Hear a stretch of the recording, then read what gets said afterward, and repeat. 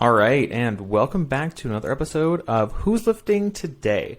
This is going to be a different episode. This is not going to be about strength training, or at least not directly. It's going to be about a much bigger topic that I think affects pretty much everybody in some capacity, and I think is going to answer potentially a lot of questions about the world we live in now compared to before. And really, it's about social media and why we seem to be more divided than we ever have been. I'm not going to say ever, but definitely in my lifetime, it seems that we're more divided than ever before. A lot of things have changed. Social media has changed a lot of things on how we get information and how we make connections. And I think because of that, we are now more divided than ever, despite having been in the generation that has access to the most information. And I think especially if you're in the nutrition and strength training world, there's a lot of information out there that seems like they don't agree at all. And not only do they not agree, they don't agree and hate each other. And there's a lot of divisiveness that exists, and a lot of people bad-mouthing other kinds of people that exist in the world. But pretty much any topic, not just politics, like nutrition, fitness, really any topic that exists, seems to be that there is a opposite side that is incredibly angry and seems to be at battle. And I kind of want to talk about how we got there and the role that social media plays. Now, I want to be very clear. I don't think social media is inherently a bad thing. I think social media has done a lot of good for a lot of reasons. So while I'm talking about kind of the negatives of social media, it's not just social media bad, we should all delete our Instagrams, TikToks, whatever it is. But this is a conversation that needs to be had. And I think it's important for people to realize that it's happening. Because I think some people have realized it, some people haven't. And it can kind of seem like everything that exists is now becoming divisive.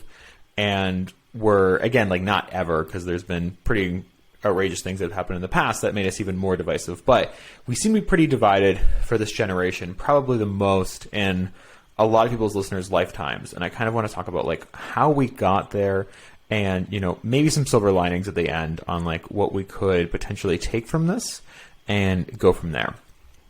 The first one is that we should talk about how social media works. So when I make a post or a video or whatever it might be, social media will track what's known as engagement. And engagement is things like people liking or commenting or how long they watch the video. Different apps have different ways of measuring, but those are generally how it works. And the more that your piece of content is engaged with, the more it gets pushed out to other people. Now, the challenge that exists here is that social media doesn't distinguish between whether that engagement was good or bad. So if someone says oh, Mark, I really like your post, thanks for this is so helpful, versus this is trash, you're trash, I hate you kind of comments. Social media doesn't distinguish between both of them. It's something that I've heard they're working on, but as of right now, that's not really the case. Now, why does this matter?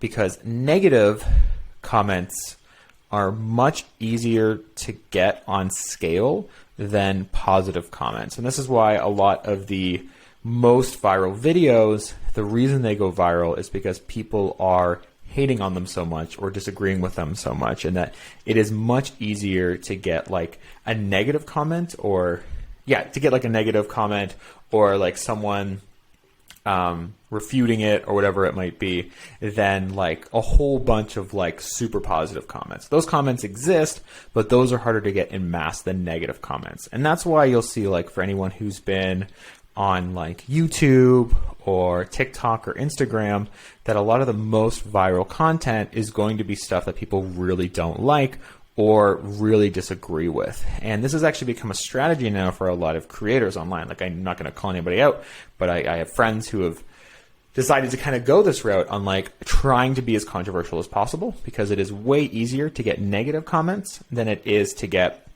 positive comments. And I'll even share my experience where I try to put out content that's I try not to be too controversial, mostly positive educational stuff. The two posts I've done on TikTok that were refuting people, the two out of what is going to be hundreds of posts at this point, is my most watched content by far, which is frustrating because that's not the stuff that I want put to the top. I'd rather have the educational stuff put at the top, but that is the case where I had 2 posts, I guess like disagreeing with a certain person's content, and then one got like 700,000 views and the other got like 3 million views as an example.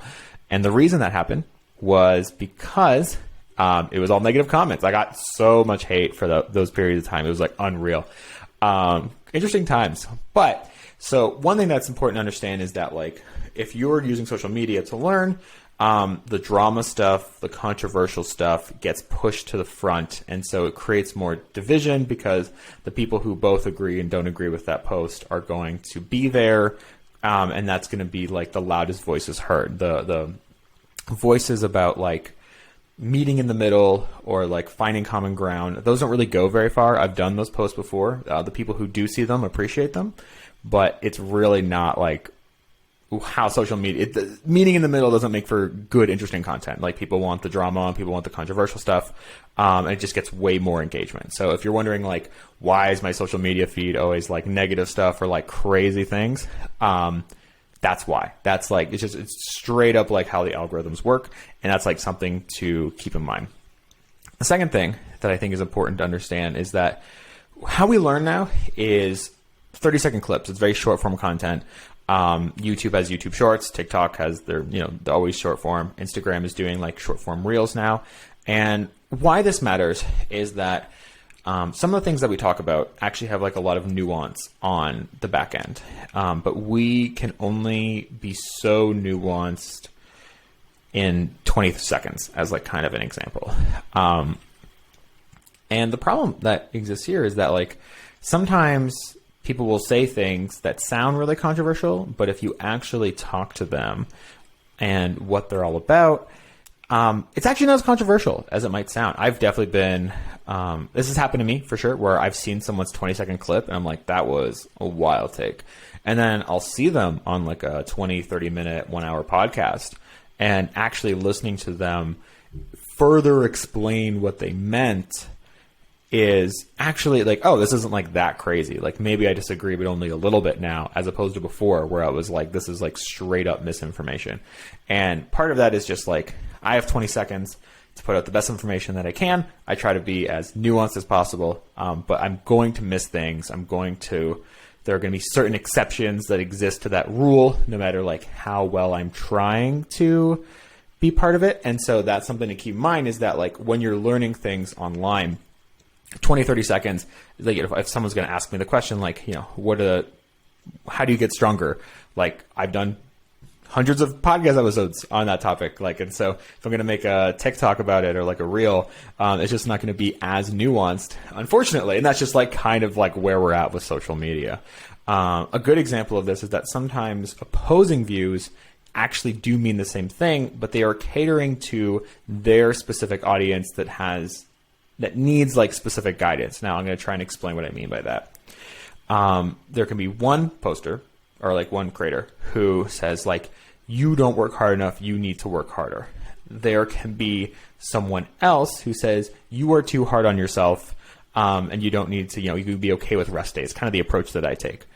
Both of us could mean training 3 days a week, but we're catering to different audiences that benefit from different messages. And so that even if I'm saying like one person is saying you don't work hard enough, the other person is saying you're too hard on yourself and don't need to work as hard as you're currently doing, we could actually mean the same amount of days of training if we were to sit into a room. And this is where 20-second clips run into that challenge. So that's something to keep in mind as well, is that even though we are putting out content into the world, we are also catering that content to the people that follow us and watch us, and that we are trying to help that group specifically as much as possible, not necessarily universal rules that like I can say this one thing and it will cater to all 2 billion users on TikTok or like whatever the number is at this point. Which is why it's important to dig deep, is that like, and I think it's important that if it says something, say something crazy, or you disagree, you can comment or like reach out and like ask further questions before assuming that they're totally misinformation, as kind of an example. So those are big ones. Now, this one, I think is important to understand as well. And it's basically that opinions that would have been debunked in people's lives, you can now pretty much find someone who believes what you believe, pretty much regardless of what you actually believe. So I'm going to apologize to any flat earthers in my who's listening, but I'm going to use you guys as kind of an example for this. So people who are flat earthers before social media, especially before the internet, that if you like believed that in like the 60s, 70s, 80s, 90s too, kind of had to keep it to yourself. If you didn't, you get a lot of ridicule from everybody else. You didn't really have a lot of, you couldn't find a lot of people who actually agreed with that opinion in your area. It was like very unlikely. Maybe you'd find one other person. And so you would either in the future no longer believe that, or you kind of kept it to yourself and it didn't, grow into this big theory.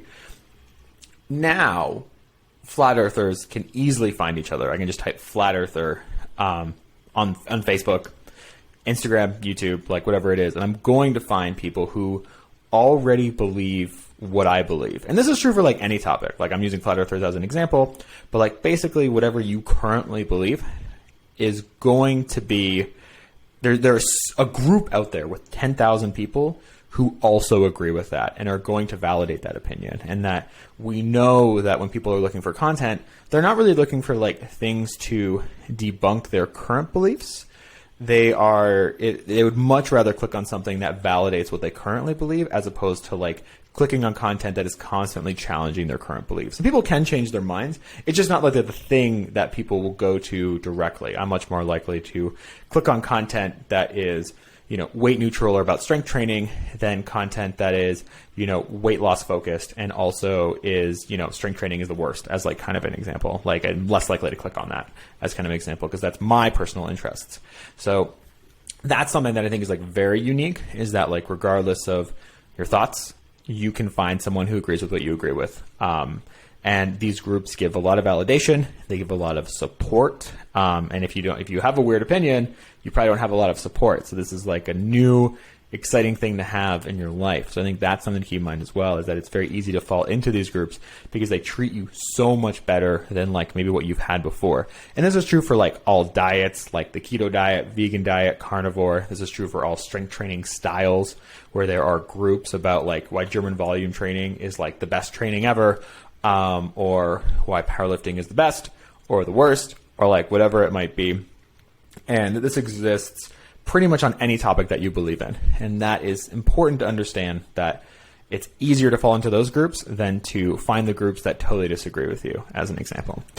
The last one, this one's not social media specific, but I think it's important to understand. It wasn't something that I realized until like 2 or 3 years ago. I think it's still not common knowledge, or it's getting there, but it's not quite common knowledge. I think it's worth talking about. And that is that people's opinions are generally region specific. This is especially true for like if you're in Canada or the US.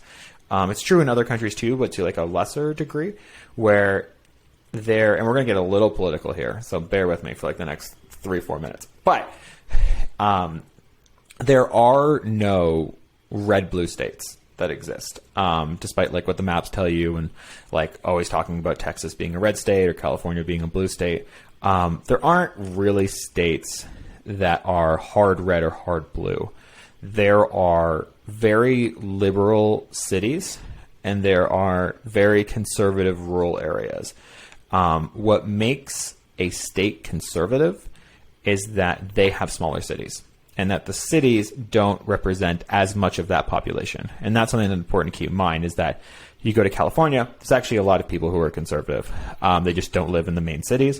If you go to Texas and you actually go to the main cities, they are going to be like a lot more liberal than maybe you would expect. I live in Canada. I live in what would be known as like a very blue, or the colors swap between Canada and the US. So I'm just going to say conservative liberal. I live in what's known as like a very conservative state for Canada. And the cities, however, have just elected liberal mayors in the past like year. So that's like something to keep in mind, that like the cities are actually not that conservative, but there's just more rural in the state that I'm in. And that's something to keep in mind. And so why does this matter? Is that the beliefs that you have probably represent the area that you live in. And for that reason, everyone around you is probably going to have similar beliefs that exist. And it further validates that and further supports that. But that the issue with that is that like when you run into somebody who doesn't have those beliefs, you have so little interaction of that belief in like the area that you're in, that when you hear it on the news, it just sounds insane. Like, I can't believe someone actually believes in this, or like, this is such a crazy idea. And we could go through like basically every political position that exists right now that like are divided between like rural and urban areas. And why this is important is that we don't get a lot of good conversations with people that disagree with us. And I think it's important to have conversations with people who disagree, because we don't really know if our opinions are ours. Or did we just adopt them because of the areas that we lived in and that the people that we interacted with growing up, which everyone's going to have some kind of bias towards that. But I'm a big believer that if you haven't heard the other side and taken it seriously, you don't really have your position. Like, your position was kind of just adopted as like kind of an example. So being able to listen to other people, and by the way, like, listening does not mean taking their position. Like, you can listen to someone, hear them out, still disagree. Those are still valuable things. But you don't have to like fully adopt their position just because you're like hearing them out or like taking their opinion seriously, as an example. But if you really want to believe, if you've like owned your position, part of that is listening to other people and taking it seriously. And not going in there with the idea that like, yeah, I'm listening, but like I know everything they're saying is stupid, so I'm not going to like adopt that belief. And that, I think, is important, because you get a better understanding of why you believe what you believe in, and also are more open to when those ideas show up online or when they show up like on the news or whatever it is, that instead of thinking like, wow, that's crazy, like that's an insane idea, that you don't have like, it doesn't seem as crazy. And I think like that's like really important and something that we're currently missing. And I've even been at fault for this too, where like I'll see something online that I'm like, oh, this is insane. And then that was just from like lack of interacting with different kinds of people. And I'm trying to do better with that now. Anybody who's listening on the podcast, or if you have a friend who's like super weight loss focused or hates strength training or think that like other training is better, absolutely bring them on the podcast. I will be super nice to them. We'll listen to their thoughts. We'll have a good conversation. I'm not going to badmouth them. I'll appreciate them for coming on the podcast. Let me know. Happy to have those people on. Happy to have full in-depth conversations with weight loss people. If they disagree with me, we can talk it out and go from there. Those are the main points that I want to talk about. We can go even farther. There's like so many other avenues we could go to and like why we are so divided now. But those, I think, were like the big four that I think people didn't realize that weren't creators, and I think is important that like when you're going through your feed, like to keep those things in mind. One thing I want to say as well, and this is why I love podcasting, is because people are less divided when you actually get them into a room. If you, as opposed to like trying to debunk someone online, if I can get them in a podcast room, or like in a real conversation or a Zoom call. It doesn't have to be like live. It can be offline as well. But if I can talk to them, we start to realize that we're like less divided than we actually think, which is good, because I think we need to kind of like somewhat meet in the middle, at least a little bit. We can have disagreements, but I think if we have common ground that exists, I think it's important to find that common ground. I have friends who are weight loss coaches that I have talked to, worked with, collaborated before. And I respect their opinions despite disagreeing on a weight neutral approach versus a weight loss approach. And the reason for that being is that when I talk to them, like either offline or they were on the podcast or whatever it might be, we actually agreed on a lot more than I expected. And when we just talked about like, well, here's my beliefs, a lot of the times there are weight loss coaches that exist out there that once we actually talk to them in depth, we basically agreed on the same things, except I don't weigh the women I work with and they do. And that was about like 98%, 99%, like across the board, we agreed that like people should work out, people should lift weights, people should, manage stress, get good sleep. Like the process was very, very similar. We agreed that eating disorders was like a big deal and needs to be watched out for, and training needed to be modified for that.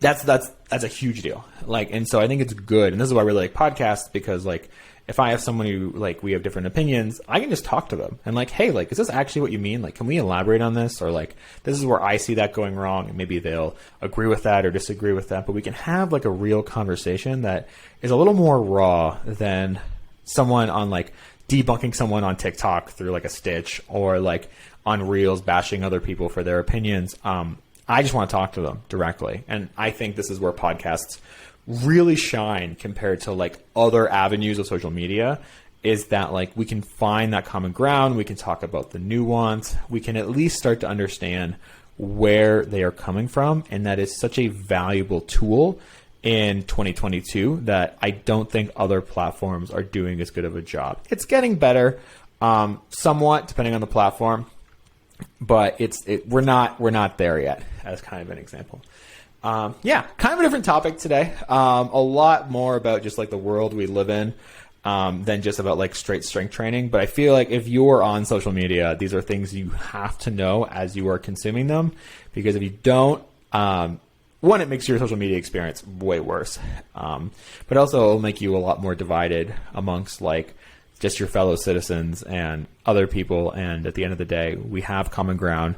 We can find common ground, and we can at least understand each other when we disagree. Let me know your thoughts. Email strongwithmark@gmail.com. Instagram, I'll put below here, at Training Strong Women and at Who's Lifting Today podcast, both on Instagram and TikTok. But yeah, let me know your thoughts. I'm open to hearing what you have to say. But for now, thanks for listening to another episode of Who's Lifting Today.